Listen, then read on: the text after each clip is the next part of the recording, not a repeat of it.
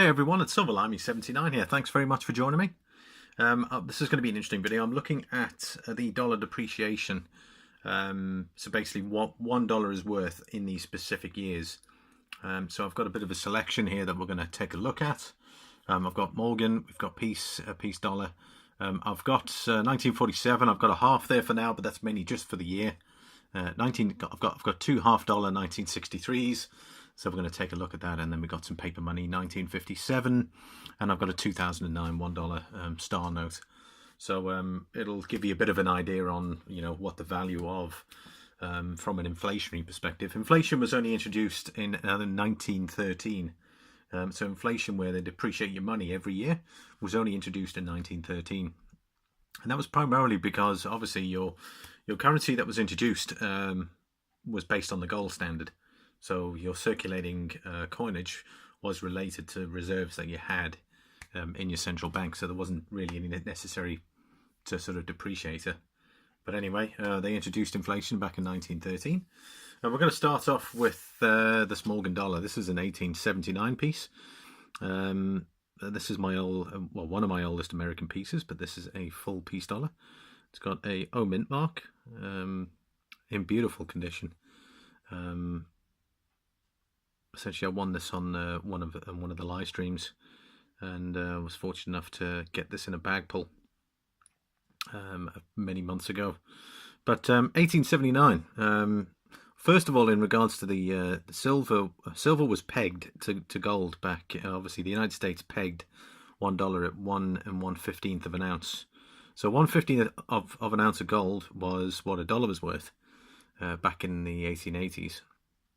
This being 1879. So effectively this dollar today, and from an inflationary perspective, would be the equivalent of 25 US dollars today.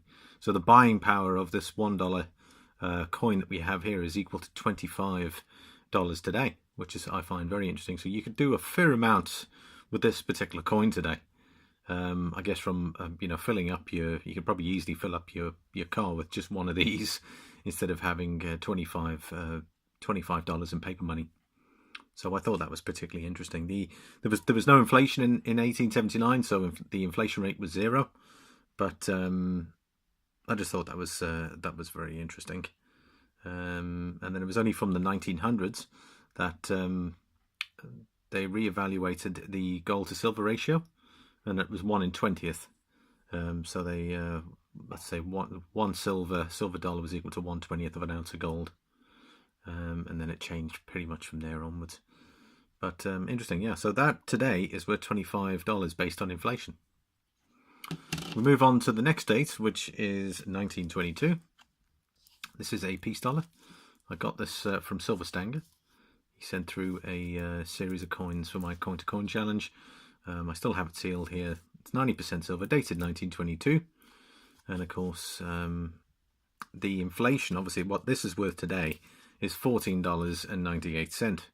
So it's, let's just say, appreciated in value, whatever you want to call it. But its buying power is equal to almost 15 new dollars today, just by having this in your pocket, which I find very interesting in old money.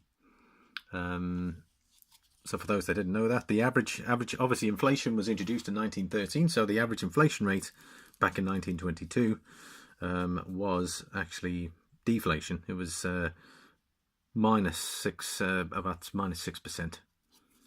So obviously that meant that you could buy quite a significant amount for your money back in 1922. We move on to the next date, which is 1947. Now I've got, obviously this is a $half dollar, but it's more about the year. I wish I had two 47s. But in 1947, the US dollar was worth, today, it would be worth $11.29. And that's again from an inflationary perspective. Just going back, we'll go back to the Morgan shortly. But the inflation rate back then, oddly enough, was 14.36%.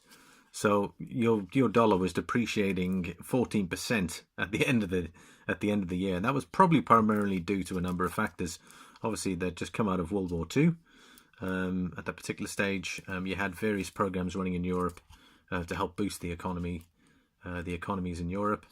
And obviously the Bretton Woods system was introduced in the 1940s, whereas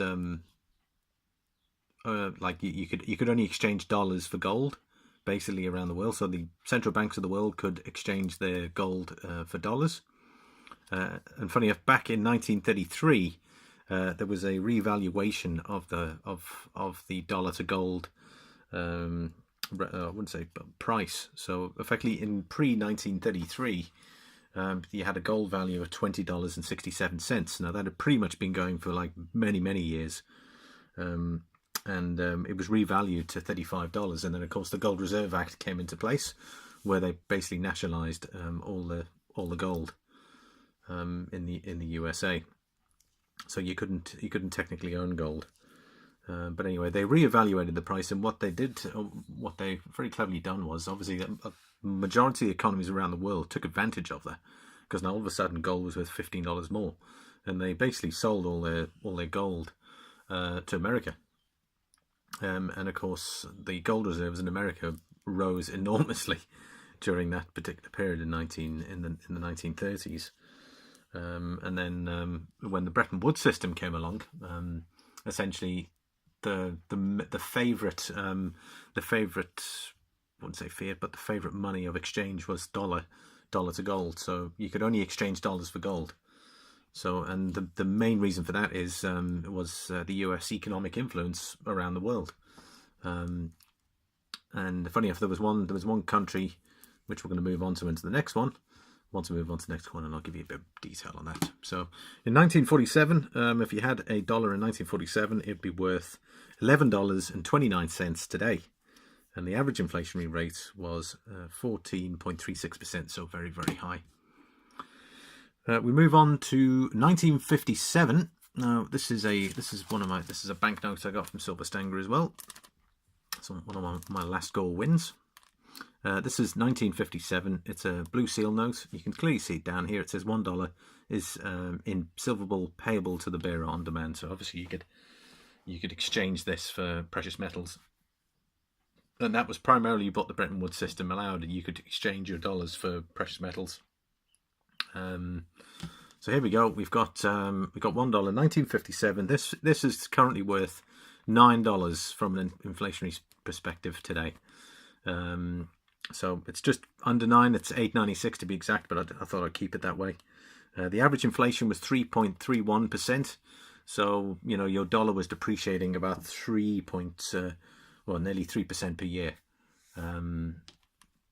So obviously, the buying power of this dollar, when compared to today's money, this will buy you about this. So this will give you about $9 worth of purchasing power. And what's odd about these, majority of these here, with the exception of the Morgan and the peace dollar, you'll still find them in circulation.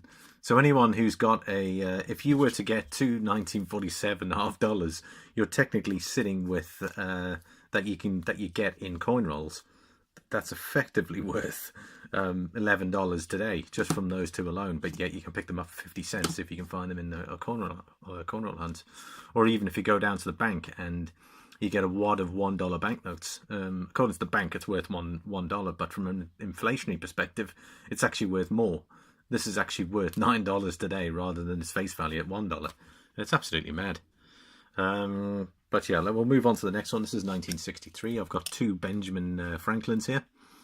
There's this beauty that practically uncirculated that I got from Silver Stanger again in his package for me. Just a beautiful coin. I got two of them here. 1963. This is the one I got from International Stacker.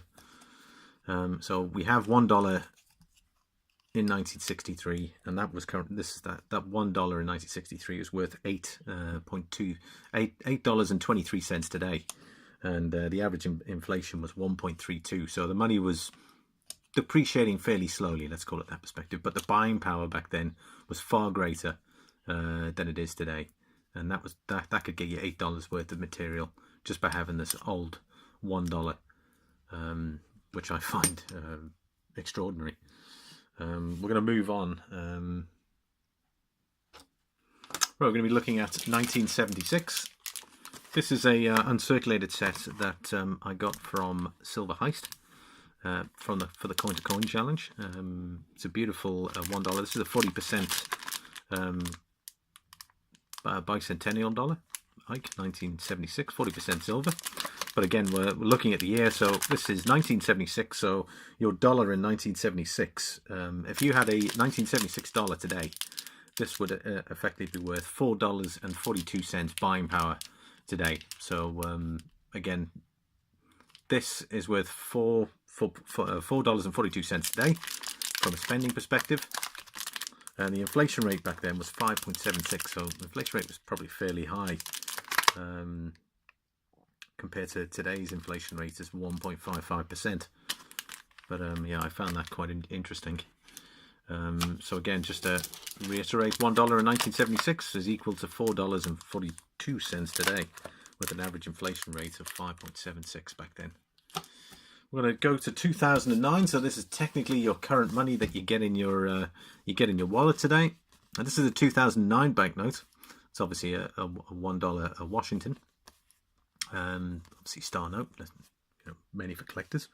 2009. So believe it or not, this $1 is actually worth more than the dollar you'll a 2019 dollar today. This is worth $1.17 purchasing power, but obviously has a face value of $1. Federal Reserve banknote. Average inflation in 2009 was minus 0.36%. So obviously, I presume that's probably from the financial crisis. There's a bit of deflation in regards to the money supply back in 2008 when the sort of housing crisis happened. So that's generally what causes deflation, is whenever there's a constraint in money supply, you'll get a deflationary effect in regards to currency, which just means the money supply is low.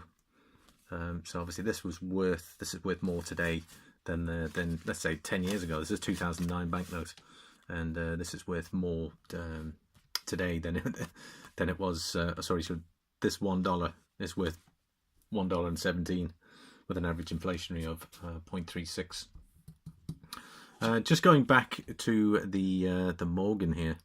Obviously, because you had gold, gold was fixed at a rate of 1/20th an ounce in the 1900s.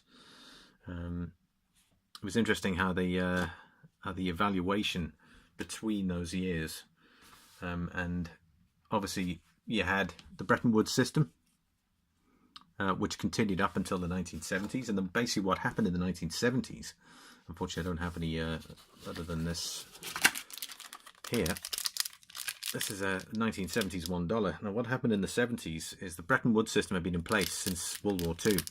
And because it didn't allow flexibility in regards to money supply, President Nixon decided to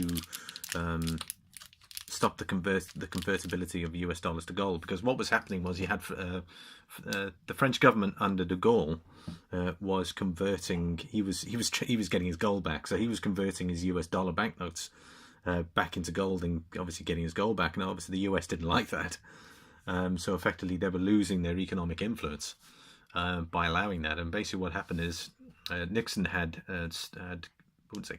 stopped it, and apparently it was supposed to be a temporary measure to obviously halt the sort of exiting flow of gold out of the US. And that was mainly also due to the Vietnam War, because the Vietnam War created a bit of a credit or money supply issue because they were paying for the war in Vietnam. And it essentially stopped it, and he was only temporarily and tried to reevaluate the US dollar to gold, because obviously under the Bretton Woods system, the US dollar was equal to so much gold. And they tried 3 times to try and reevaluate the gold price, and until eventually it was abandoned altogether in the 1970s, and it became what we know it to be today, and that is fiat money, not backed by any precious metal. Although we have a 40% Ike $1 here, which is obviously worth more than $1 from a silver perspective content. We have a peace dollar here, which is 90% silver, and it is worth more than face value based on the precious metals content. I think this is probably worth about 12 or 13 dollars versus the $1 face value. And then we also have this Morgan here as well, and that's 90% silver, and again roughly worth the same as the peace dollar from a precious metals perspective. So it's probably important why why we stack the way we do, because we want to protect our money. And what good is money if it's not presentable for exchange back in, or some sort of account? Otherwise they can just keep printing money versus having a medium of value, where it's backed by precious metals. And there's been a lot of talk in regard to them bringing the gold standard back, but they can't really. The money supply issue is so stuffed that there's so much out there that it would be really impossible to try and bring the gold standard back into currencies. It's a bit of a mess.